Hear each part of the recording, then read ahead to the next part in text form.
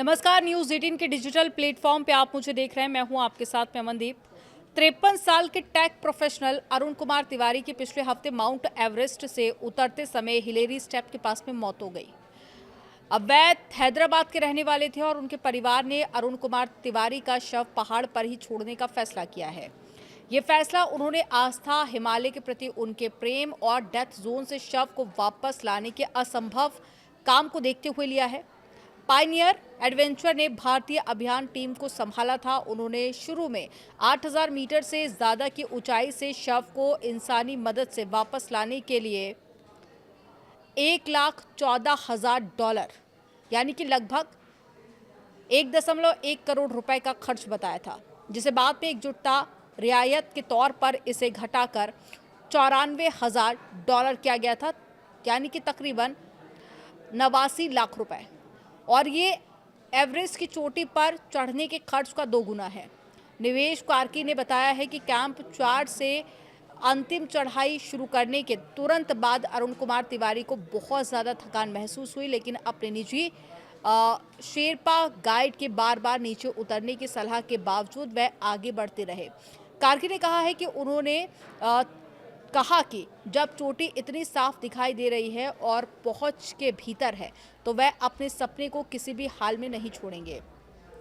Hillary step के पास में होने लगी खून की उल्टियां, ये भी जानकारी है। अरुण चोटी पर पहुंच गए थे, लेकिन हिलेरी स्टेप के पास में नीचे उतरते समय उन्हें खून की उल्टियां होने लगी। ये जगह एवरेस्ट के डेथ जोन से काफ़ी अंदर, यानी कि लगभग 8000 मीटर से ज़्यादा की ऊंचाई पर है, जहां पर बहुत पतली हवा के कारण इंसान का शरीर तेज़ी से कमज़ोर पड़ने लगता है। शेरपाओं ने उन्हें अतिरिक्त ऑक्सीजन देकर बचाने की कोशिश की, लेकिन उनकी मौके पर ही मौत हो गई।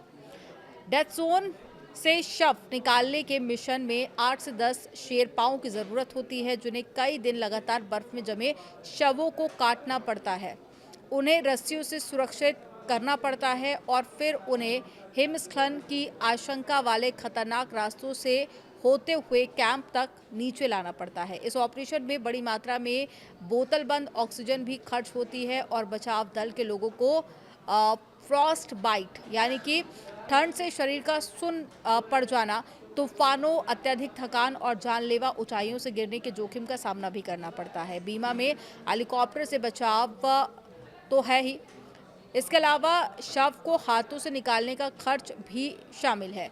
अरुण तिवारी के परिवार में उनकी पत्नी और 2 बेटियां हैं। उन्होंने 2025 में भी एवरेस्ट पर चढ़ने की कोशिश की थी, लेकिन स्वास्थ्य कारणों से लगभग 7200 मीटर की ऊंचाई से ही उन्हें वापस लौटना पड़ा था। उनके परिवार ने बताया कि एवरेस्ट पर ही शव को छोड़ देने का फैसला केवल पैसों की कमी की वजह से नहीं लिया गया। परिवार ने धार्मिक मान्यताओं, पर्वतारोही के हिमालय के प्रति गहरे प्रेम और शव निकालने की प्रक्रिया में लगने वाली शारीरिक मेहनत व जोखिम पर विचार करने के बाद ही शव न निकालने का फैसला लिया है।